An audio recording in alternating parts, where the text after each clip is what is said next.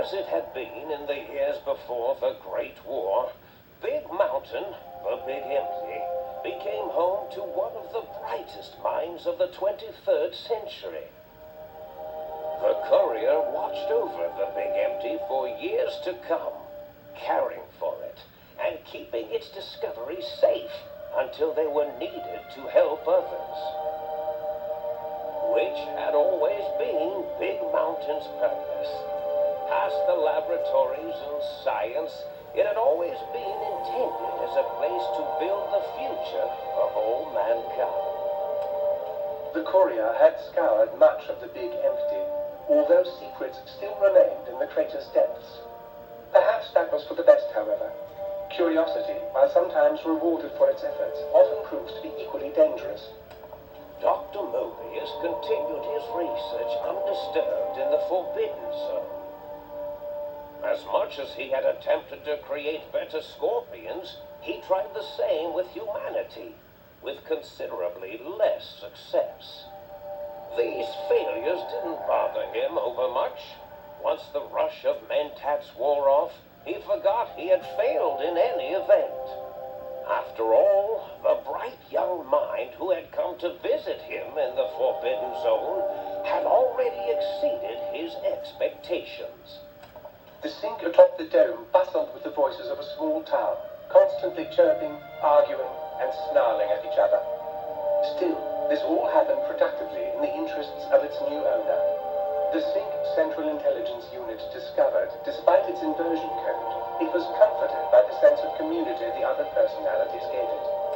The Biological Research Station, obsessed with seeding everything in sight, requested a transfer to the X-22 Botanical Garden, so that it might, in its own words, sensually fertilize the garden's smooth contours.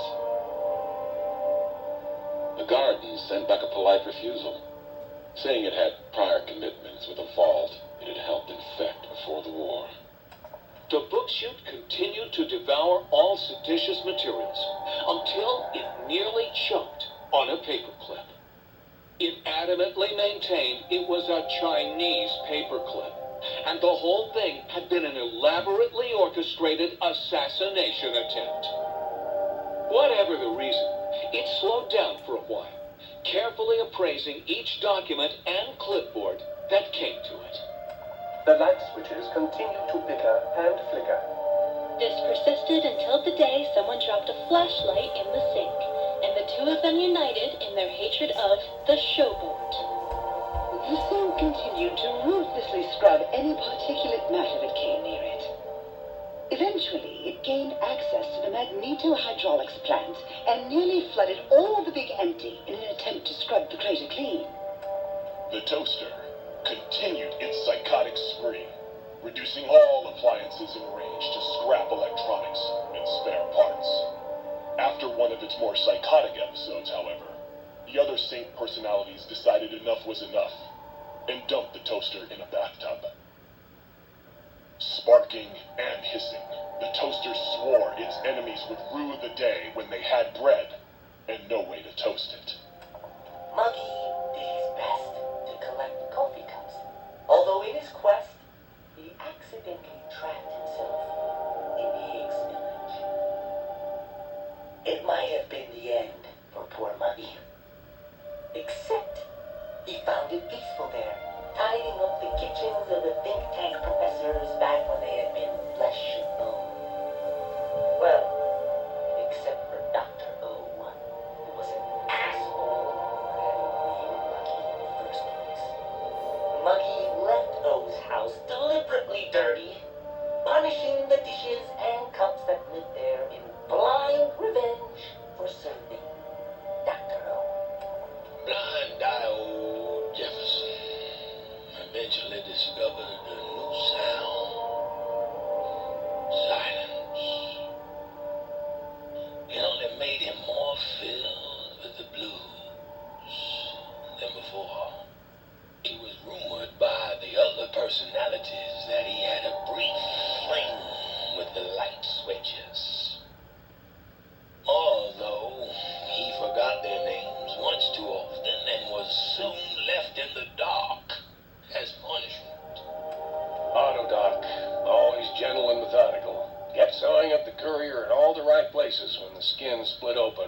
repeated wear and tear.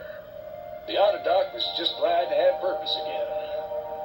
It heard its simpler brothers and sisters who got shipped to the Sierra Madre bored out of their skulls in that toxic dead city. In time, the Autodoc found a way to deactivate the Y-17 trauma harnesses, releasing the corpses they had held prisoner for almost 200 years. As the courier made his way through the X-8 facility, the computers analyzed the test subject's movements. They eventually created new cyber dogs to root out commie traitors from the wasteland. Traitors like Betsy Bright, Richie Marcus. Although they couldn't seem to find any commies, so they turned on themselves, howling sonic barks that echoed miles across the landscape. The infiltration program in X-13 continued to scan for the subject and the stealth suit prototype long after the test was over. Frustrated and unable to find its lost technology, X-13 expanded its network of laser tripwires, sensors, and robo-brains out across Big Mountain. This glittering blue light-beam forest cleanly bisected anything that entered its depths, slicing them into small segmented parts for easy disposal. The courier, organs intact, continued onwards, a little less heavy of step, but with all the organs in the right places, as they should be.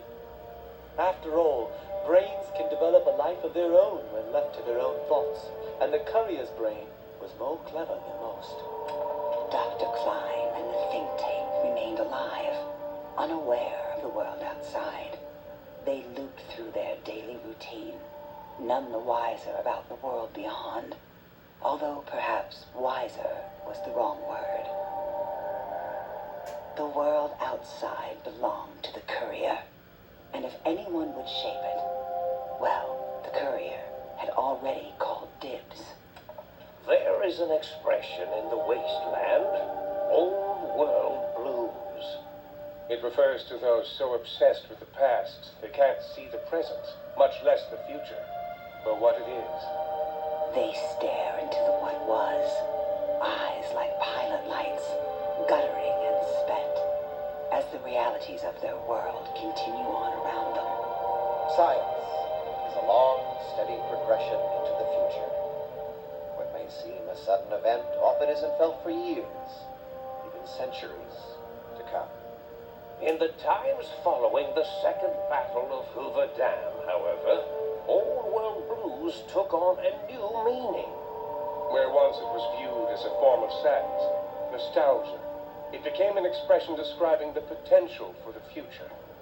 It can be easy to see science as evil, technology unchecked as the source of all ills, all misfortunes. With the courier at the helm, science became a beacon for the future.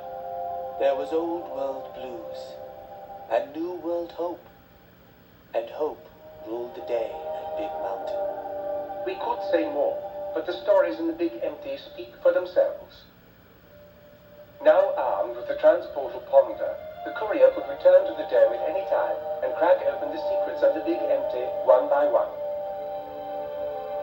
The sink sat vigilant, waiting for its master to return, shoes covered in Mojave dust. Only one road yet remained, and it was one the courier had to walk alone.